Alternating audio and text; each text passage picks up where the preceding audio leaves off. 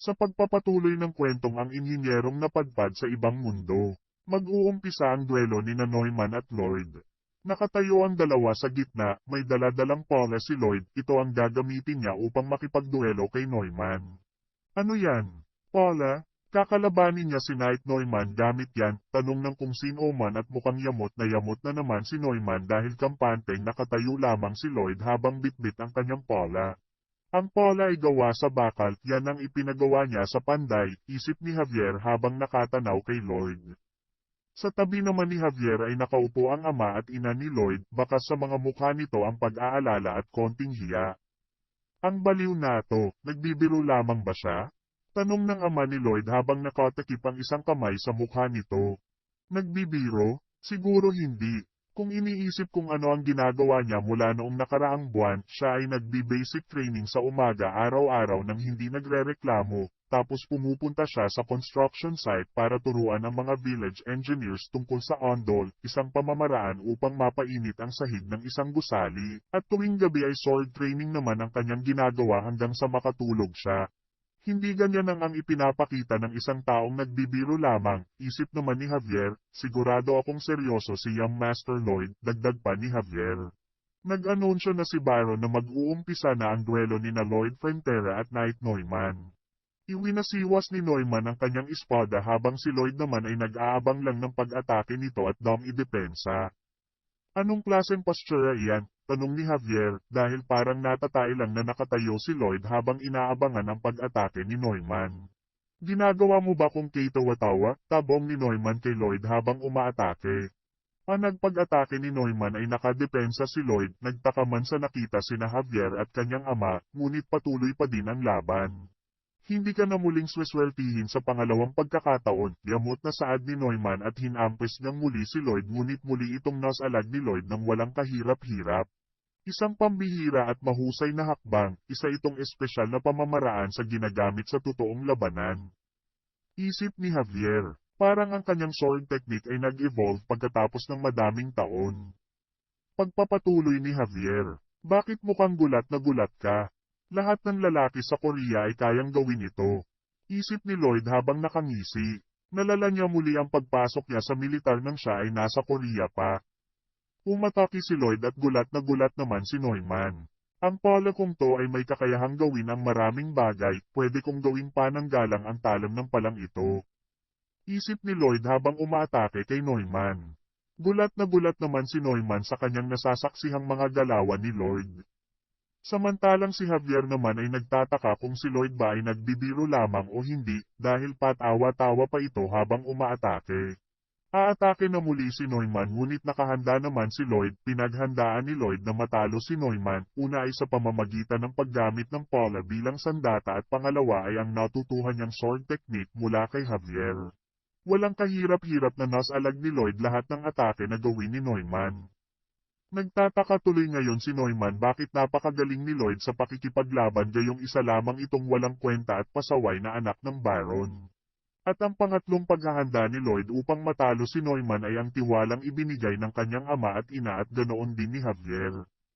Habang siya ay nagsasanay ay tumaas ang kanyang favorable impression mula kay Javier ng dagdag 1, sa kanyang ama at ina ng dagdag 2 at dagdag 3 dahil nakita nila sa unang pagkakataon ang sinseridad ng kanilang anak.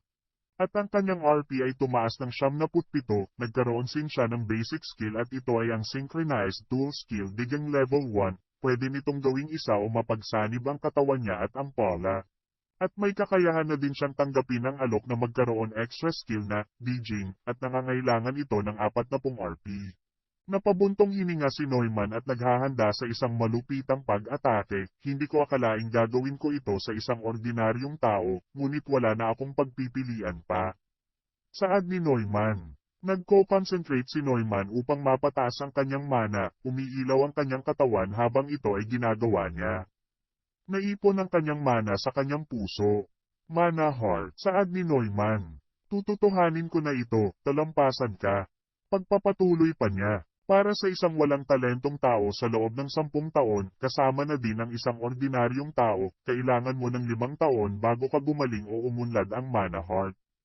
Imposible para sa Young Master Lloyd na malabanan ang pag-ataking ito, isip ni Javier. Iwinasiwas na ni Neumann ang kanyang espada kay Lloyd gamit din ang kanyang mana heart. Isa kang tanga. Babasagin ko ang pala mo gayon din ang bungo mo, wika ni Neumann sa kanyang sarili.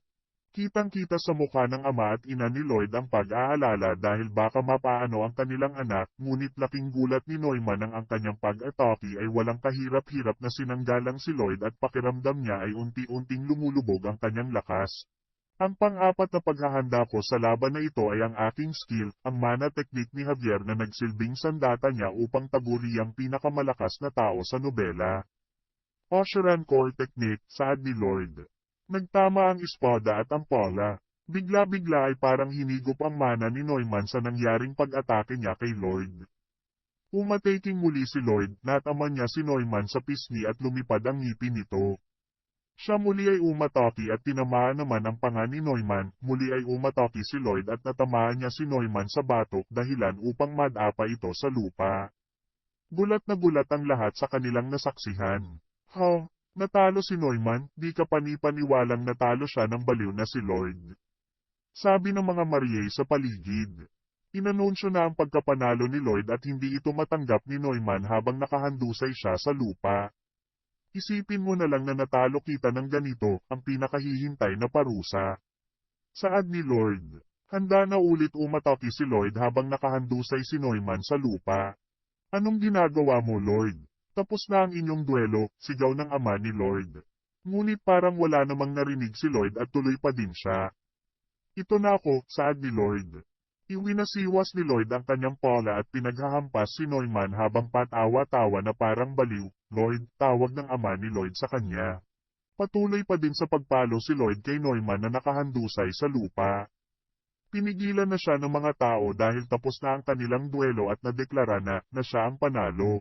Nagpapigil naman si Lloyd at kumalas na sa pagkakahawak sa kanya ang mga taong umawa ngunit sadyang loko-loko talaga si Lloyd. Pagkakalas ng mga taong umipigil sa kanya ay binayo na naman niya ng hampas ang nakahandusay na si Neumann. Pasabi na lang ang kanyang ama na nawawala na siya sa kanyang sarili.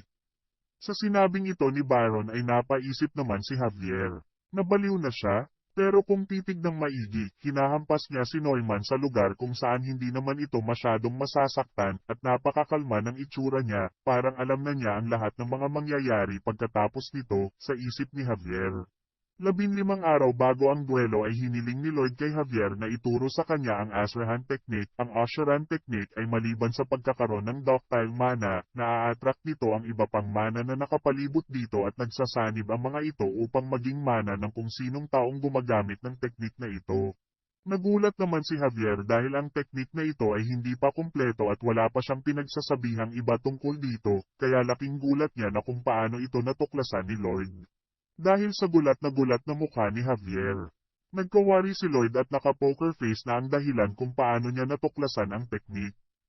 Ayon kay Lloyd nalaman niya ito noong nakaraang pinatulog niya si Javier. Si Javier daw ang nagsasalita habang tulog at ang sinasabi niya ay ang tungkol nga sa teknik na iyon. Hindi naman naniwala ng lubusan si Javier dahil sa pagkakaalam niya ay hindi naman siya nagsasalita tuwing tulog. Tumanggi si Javier na ituro ito kay Lloyd. Ngunit biglang nagsalita si Lloyd na kung makukumpleto ni Lloyd ang teknik na ito, ay baka pwede ituro na ni Javier ito sa kanya. Sumang-ayon naman si Javier dito, at nagtataka siya bakit ang laki ng tiwala ni Lloyd na makukumpleto niya ito.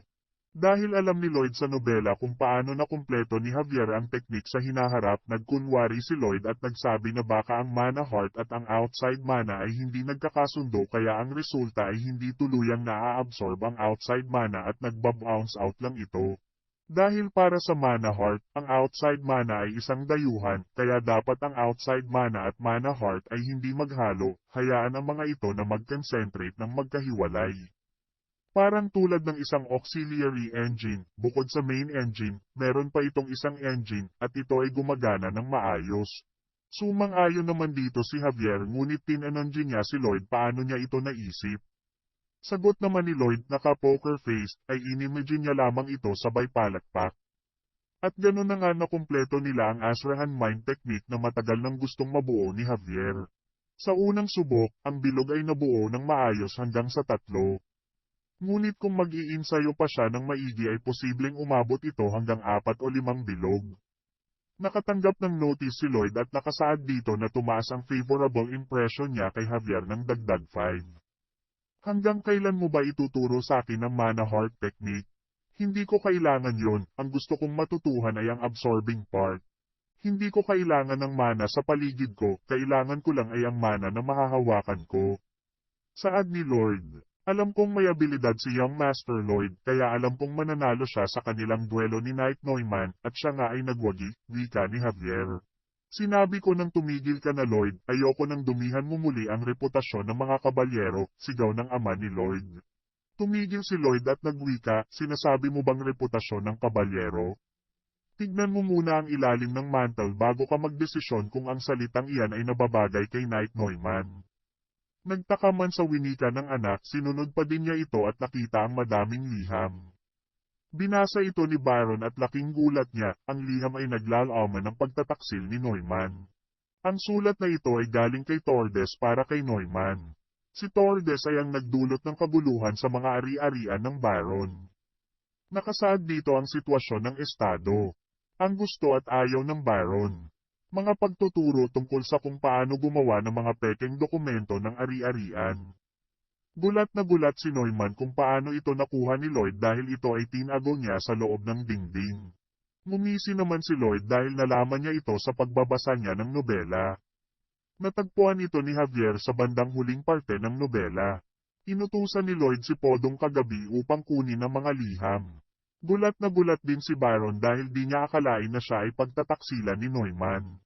Nagsuhestyon si Lloyd na bigyan ng kaparusahan si Neumann sa pamamagitan ng pagdagan kay Neumann ng daga, tanggalin siya sa estado sa pamamagitan ng daga, o kaya ay i-demote siya na isang regular na sundalo at bigyan siya ng pagkakataon na pagsisihan ang kanyang mga kasalanan. Nagtaka naman ang mga manunood ng duelo na bakit sa daming pwedeng gamitin na parusa bakit daga. Nagtataka man din si Baron sa suhestyon ng anak, siya ay sumang-ayon din naman dito. Kapag ang masamang tao ay gumawa ng kasalanan at pinatawad at binigyan ng pagkakataong magsisi, hindi ito magsisi bagkus gagawa at gagawa ito ng pwedeng makapagpahamak o gaganti ito, ganun din ang naisip ni Lloyd kay Neumann. At nakita niyang nakangisi si Neumann, kaya agad ay gagawin na niya ang suhestyon niyang padaganan sa daga si Neumann. Maganda at nakita kitang ngumiti dahil ito na ang huling ngiti mo. Wika ni Lloyd kay Neumann. Anong sinasabi mo? Tanong ni Neumann. Ang pinakamagandang paraan sa paghingi ng tawad ay wala, wika ni Lloyd. At nilabas niya si Podong at pinakain ng red sunflower seed at inihagis ito sa langit sabay tumakbo palayo. Si Podong habang pababa sa lupa ay palaki ng palaki at laking gulat ng mga tao sa kanilang nasaksihan. Ito ay ang pagresolba ng permanenteng problema ng estado. Wika ni Lloyd. Naghaukay sa kanayunan si Podong at ang mga dating tamad na manggagawa ay mga naging masipag. Anong ginagawa ni Sir Podong? Tanong ni Javier kay Lloyd. Pinapalawak ko sa kanya ang lupang daanan dahil balak kong gumawa ng kalsada na mag-uumpisa sa mansyon ng Baron hanggang sa silangang Burol, wika ni Lloyd. Nagtakang nagtanong naman si Javier na bakit kalsada, at sumagot naman si Lloyd na manood na lamang siya ng tahimik dahil ang kanilang estado ay magiging sikat habang nakangisi ng nakakaloko. Bigla-bigla si Javier ay nagtanong kay Lloyd na, paano ka nagka-ideya ng paggawa ng hiteng system na hindi pa natutuklasan ng kung sino, at nakapag-summon ng isang nilalang na parang mahika, ikaw ba talaga ang aming Young Master Lloyd? Nakatanggap ng notice si Lloyd, nakasaad sa notice na winawarningan siya dahil nagdududa si Javier sa kanyang katauhan. Napaisip si Lloyd na umpisa pa lang ng kanilang pagkikita ay binunot na agad ang espada nito para iwas-iwas sa kanya. At alam niyang may kakayahan si Javier na matuklasan na siya ay hindi talaga ang anak ng Baron, ngunit siya ay may nakahandang skill kung sakaling ito ay matuklasan ni Javier. Nag-aral ako ng walang nakakaalam. Bakit? Hindi ko ba pwedeng yun? Palusot ni Lloyd habang ginamit ang kanyang special skill na persistence. Walang nakakaalam, pero ang Young Master ay walang ginawa kundi ang maglasing, saad ni Javier. Inoobserbahan mo ba ako 24 na oras? Hindi naman di ba? Alam kong praning ako dati, pero alam mo ba talaga ang mga pinaggagawa ko? Hindi, di ba? Palusot ni Lloyd. Paano mo mapapaliwanag ang pag-summon mo kahit ang mga 20 taon ng salamangkero ay hindi kayang gawin iyon, saad ni Lord. Paano naman ikaw, paano mo natutunan ang mana gayong 20 taong gulang ka pa lamang, hindi ka natuto sa iba, di ba? Ha? Genius ka na niyan, wika ni Lord. Hindi. Hindi ako genius, sagot naman ni Javier. Kung ikaw ay genius, bakit ako hindi ba pwede? Ano naman kung bigla akong maging genius summoner, tanong ni Lloyd sa nakakalokong pagmumukha. Hindi naman agad nakapagsalita si Javier. Aalis na ako kung wala ka nang sasabihin, may gagawin pa ko, saad ni Lloyd sabay talikod habang ginagamit ang kanyang special skill na persistent script conversation. Naintindihan kaya niya ang sinabi ko? Okay lang yan, okay lang yan. Saad ni Lloyd sa sarili habang naglalakad palayo. Habang naglalakad ay nasalubong niya si Knight Bayern. At pinakiusapan niya itong tignan ng mga gawain habang si ay wala. Naintindihan ko, wala ka dapat ipag-alala. Sagot ni Bayern. Sasamahan kita dahil ang obserbahan ka ay isa sa aking mga tungkulin, wika ni Javier na biglang sumulpot sa likuran ni Lloyd. Ha? Siyempre kasama ka, saad ni Lloyd. Saan tayo pupunta? Tanong ni Javier. Sa malayong lugar para tumanggap ng hindi nabayarang bayarin, saad ni Lloyd.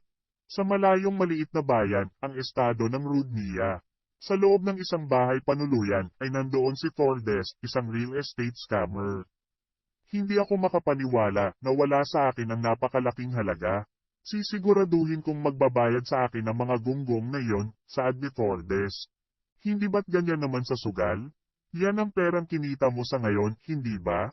At kung hindi mo din ako mababayaran bilang iyong escort, aalis na ako ngayon. Saad ng lalaking kasama ni Fordes. Mababayaran pa din kita, at bibigyan pa kita ng mas malaki, kaya huwag kang aalis, wika ni Fordes. Pinapaalala ko sa iyo na aalis ako kapag hindi ko ito agad natanggap sa takdang oras. Saad muli ng lalaki. Hindi ako makakakuha ng pera sa panloloko ulit ng iba. Maraming naghahanap sa akin ngayon, kaya magtago na lang muna tayo ngayon. Saad ni Fordes. O, ako ba pinag-uusapan nyo? Tanong ni Lloyd at tinadyakan ng malakas ang pinto na naging dahilan at nabuksan ito. Napatayo si Fordes sa pagkakaupo at nagtanong, anong problema mo? Sumagot naman agad si Lloyd ng, hindi mo pala alam kung ano ang itsura ko, Lloyd Frontera, wika ni Lloyd habang nakangisi. Nagtanong ang lalaking kasama ni Fordes kung papatayin niya ba si Lloyd, sagot naman ni Fordes ay hindi, at dapat na silang tumakbo. Biglang binuhat ng lalaki si Fordes at tumalon sa palabas ng bintana nang walang kitakot-takot man lang na para bagang ito ay may kakayahang lumipad, hindi nila alam na sa kanilang paglipad sa kalsada ay nakaabang naman sa kanila si Javier hawak ang espada nito na handang gamitin anumang oras. Ibigay mo siya at umalis ka na. Kapag tumanggi ka, ikaw ay magiging isang kasabwat niya. Saad ni Javier sa lalaki. Ganitong-ganito nga ang sinabi ng Young Master Lloyd, tatakas sila at dadaan sa bintana papunta dito kaya pinaghintay ako dito ni Young Master. Isip ni Javier. Biglang may lumabas na aura sa kamay ng lalaki at nagwika, alam mo ba kung paano gumamit ng espada? Nakatanaw naman sa bintana si Lloyd at nawika niya na si Javier na namatayan ng amo at naghahanap ng paghihiganti, lumaban sa bodyguard ni Fordes, ang scammer na nahanap niya. Ang unang pagkakataon na makakaharap si Javier ng Black Evil Magician. Mahihirapan siyang harapin ang kapangyarihan ng gravity magic, saad ni Lloyd habang nakangisi. Yun ang sabi sa nobela, dagdag pa ni Lloyd. Tinire ng Black Evil Magician si Javier ng kanyang Black Aura, at walang kahirap-hirap na sinalag ito ni Javier. At inaasahan ko, ikaw ay mamamatay. Pagbabanta ng Black Evil Magician sa nakakatakot niyang itsura. At parang may mabigat na puwersang dumagan kay Javier. Ayon sa nobela ng sinagupa ni Javier ang Black Evil Magician na ito siya ay isa pa lamang na ordinaryong senior sword expert, pero ang Javier ngayon ay mayroon ng mana heart na may 3 bilog. Nagulat ang Black Evil Magician nang walang kahirap-hirap na iwinasiwas papalayo ni Javier ang kanyang kapangyarihan. Ano ba yung kanina? Ito ba yung mahika na nagkokontrol ng gravity? Saad pa ni Javier. Natulala ang Black Evil Magician at bigla-biglang sumigaw, wala ito sa kontrata, sabay lipad pahimpapawid. Takot na takot naman si Fordes dahil alam niyang wala nang magtatanggol sa kanya. Alam mo bang kalapastanganan ang lokohin ng isang maharlika? Tanong ni Javier kay Fordes habang siya ay papalapit ng papalapit dito. Napaupo sa takot si Fordes. Puputulan ko ang iyong mga binti para gumapang ka papunta sa korte, saad ni Javier habang itinaas niya ang kanyang espada. Handa nang putulin ni Javier ang mga binti ni Fordes nang biglang humarang si Lloyd. Javier, tumigil ka, kapag ginawa mo iyan ikaw ay paparusahan ng korte, saad ni Lloyd sa seryosong pagmumukha niya. Nagtataka naman si Javier sa inasal ni Lloyd at napaisip siya na naaawa siya sa kay Fordes. Hanggang dito na lang muna ang kwento. Huwag kalimutang i-like ang video at mag-subscribe